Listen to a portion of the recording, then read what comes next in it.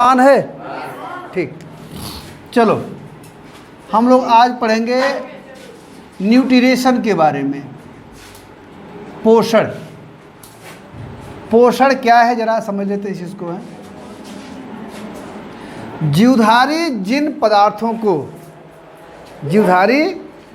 पदार्थों को भोजन के रूप में ग्रहण करता है, जीवधारी जिन पदार्थों को भोजन के रूप में ग्रहण करता है वह पदार्थ उस जीवधारी का पोषण कहलाता है।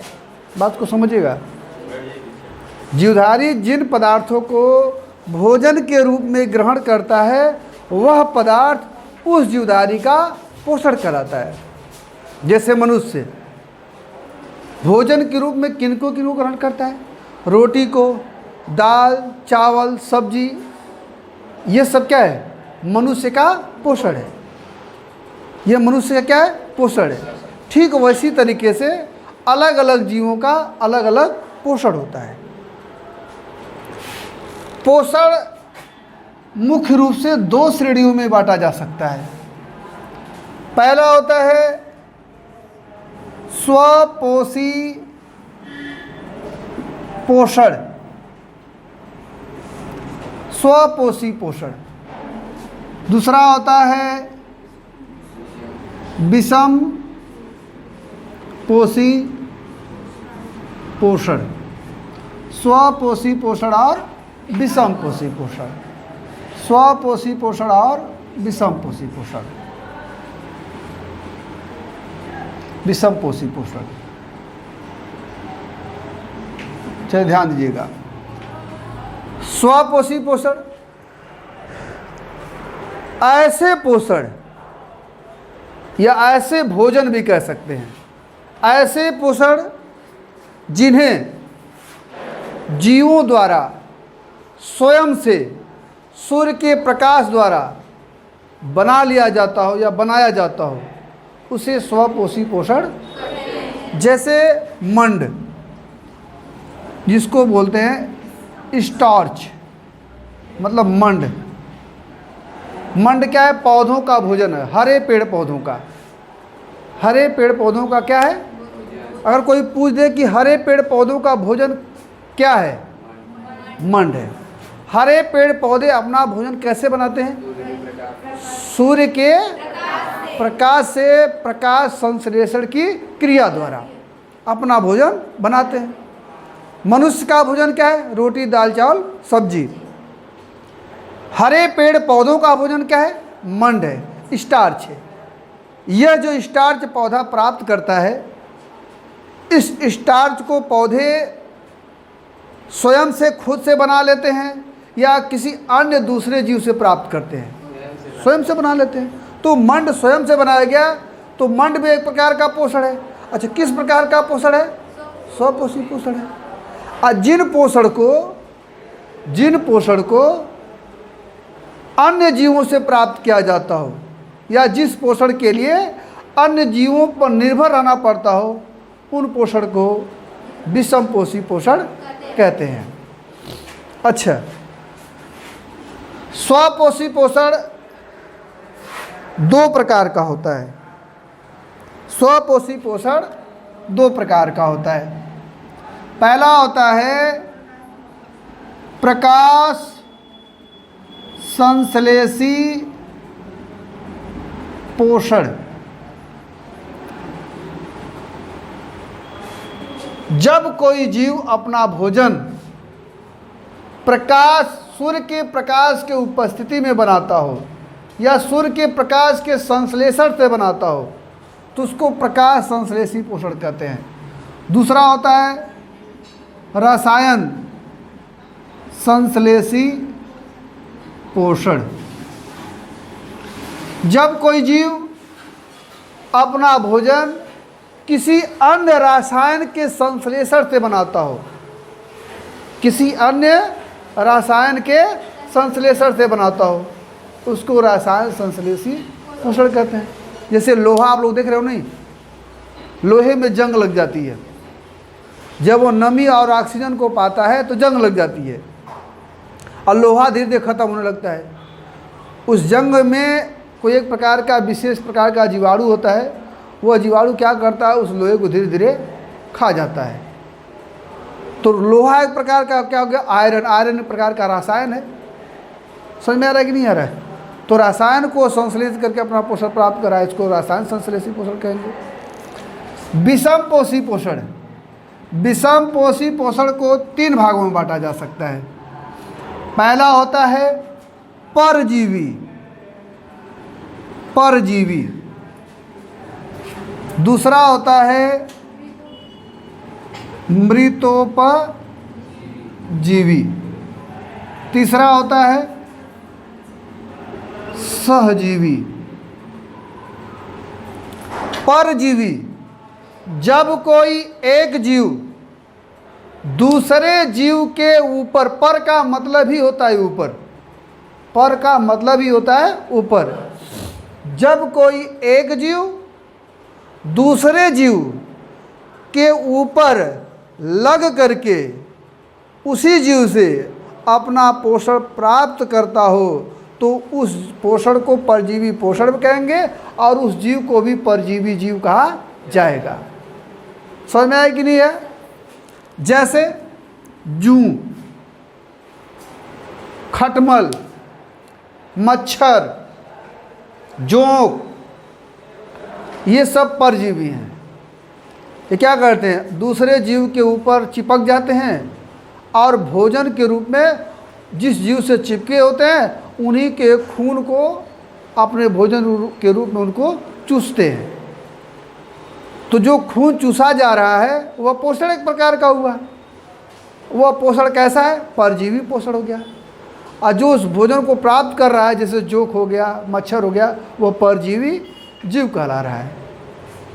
परजीवी 2 प्रकार के होते हैं। एक होते हैं बाह्य परजीवी, दूसरा होता है अंतः परजीवी। अंतः परजीवी, बाह्य परजीवी, जब कोई एक जीव दूसरे जीव पर बाहर से चिपक करके, शरीर के बाहर से चिपक करके अपना भोजन प्राप्त कर रहा हो तो वो बाह्य परजीवी कहलाएगा। और जब अंदर से प्राप्त करेगा तो अंतः परजीवी कहलाएगा। जैसे फीता कृमि, एस्कैरियोसिस, प्लाज्मोडियम। प्लाज्मोडियम का एक प्रकार का प्रोटोजोआ है। जब प्लाज्मोडियम हमारे शरीर में संक्रमित करता है, हमारे शरीर को संक्रमित करता है तो उन लोगों को मलेरिया हो जाता है। अमीबा, साल्मोनेला टाइफी जीवाणु, ये सब अंतः परजीवी हैं।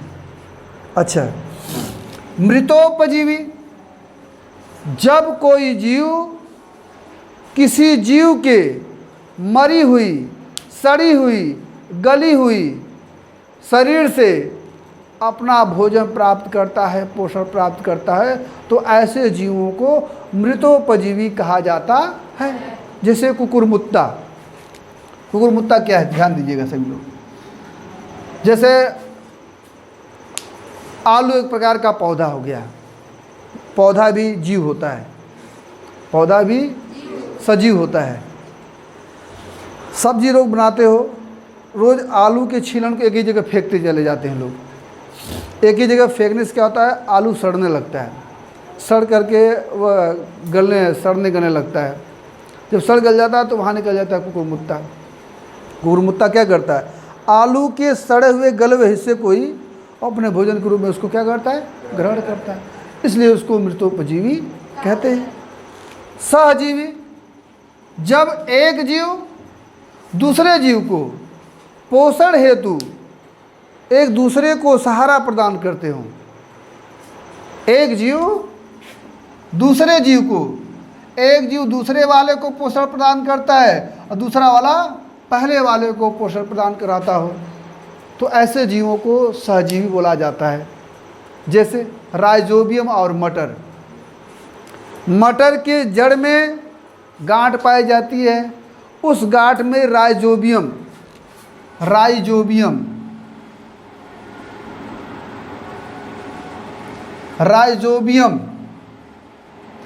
राइजोबियम नामक जीवाणु पाया जाता है। राइजोबियम क्या करता है? अपना पोषण मटर के पौधे से प्राप्त करता है। अब मटर का पौधा, मटर के पौधे को राइजोबियम और नाइट्रोजन प्राप्त कराता है। अर्थात अगर राइजोबियम ना होता तो मटर को नाइट्रोजन नहीं मिलता, अब मटर ना होता तो राइजोबियम को अपना उसका भोजन नहीं मिलता है। इसलिए जब एक जीव दूसरे जीव को पोषण हेतु मदद करते हो तो इस कंडीशन में उसको सहजीवी बोला जाता है। इतना समझ में आया? अच्छा, इसको मिटाते हुए अब हम लोग पढ़ेंगे पोषण के चरण। अब हम लोग पढ़ेंगे पोषण के चरण।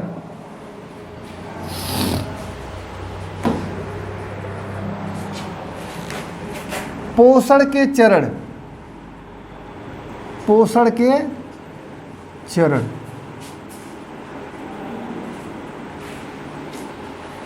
पोषण के चरण। पोषण का चरण क्या होता है? पोषण का चरण क्या होता है? ध्यान दीजिएगा। मानव शरीर में भोजन ग्रहण करने के बाद, भोजन ग्रहण करने के बाद उस भोजन पर एंजाइम द्वारा या अन्य पाचक तत्वों द्वारा या पाचक रसों द्वारा जितनी प्रतिक्रियाएं होती हैं वे प्रतिक्रियाएं भोजन के चरण कहलाते हैं। अब भोजन के कुल 5 चरण होते हैं। कितने चरण होते हैं? 5 चरण होते हैं। पहला होता है अंतर्ग्रहण, अंतर्ग्रहण। दूसरा होता है पाचन। तीसरा होता है अवशोषण। चौथा होता है स्वांगीकरण। पांचवा होता है बहिक्षेपण। बहिक्षेपण। पोषण कितने चरण होते हैं? 5। और एक चीज ध्यान दीजिएगा, ये पांचों को सीरियल से याद करना पड़ेगा। सीरियल इनका नहीं बिगड़ना चाहिए। अगर सीरियल बिगड़ जाएगा तो ये चरण सही नहीं रहेगा। अंतर्ग्रहण क्या है? भोजन को हाथ के द्वारा उठाया जाता है और मुख के अंदर ले जाया जाता है। अर्थात भोजन को हाथ के द्वारा मुख में ले जा करके ग्रहण किया जाता है। मतलब भोजन ग्रहण करना ही भोजन का चौथा चरण कहलाता है। पहला, उसका नाम क्या है? अंतर्ग्रहण। अंतर्ग्रहण, भोजन मुख के अंदर गया कि नहीं गया? यह भोजन का अंतर्ग्रहण हुआ। मुख में भोजन चला गया, अब भोजन पचेगा। अब भोजन क्या होगा? पचेगा। अच्छा, अंतर्ग्रहण के बाद भोजन को पचाया जाएगा। पचाएगा कौन? एंजाइम। एंजाइम पचाएगा या पाचक रस पचाएगा। पाचक रस, ये सब मिल करके हम लोग रोटी, दाल, चावल, सब्जी जो कुछ भी खाते हैं पहले उसको ग्रहण करते हैं, फिर उसको पचाया जाता है। जब पच जाता है तो वह भोजन रोटी, दाल, चावल, सब्जी में नहीं रह जाता है, तब वह भोजन ग्लूकोज में बदल जाता है। किसमें बदल जाता है? ग्लूकोज में बदल जाता है, अमीनो अम्ल में बदल जाता है। किसमें बदल जाता है? हाँ, शर्करा में बदल जाता है, वसी अम्ल में बदल जाता है। किसमें बदल जाता है? वसी अम्ल में बदल जाता है। मतलब ये वाली बात समझ में नहीं आई? समझ में आया? अंतर्ग्रहण में हम किस चीज़ को ग्रहण किए थे? रोटी, दाल, चावल, सब्जी वगैरह वगैरह सब्जी किए थे। जब वो भोजन पच गया, रोटी, दाल, चावल पच गया, तो रोटी, दाल, चावल नहीं रह गया है। गन्ना देख रहे हो ना? गन्ने कि जब पेराई कर दी जाती है तो गन्ना ही खड़ा रह जाता है। वह उससे क्या निकलता है? रस निकलता है कि नहीं निकलता है?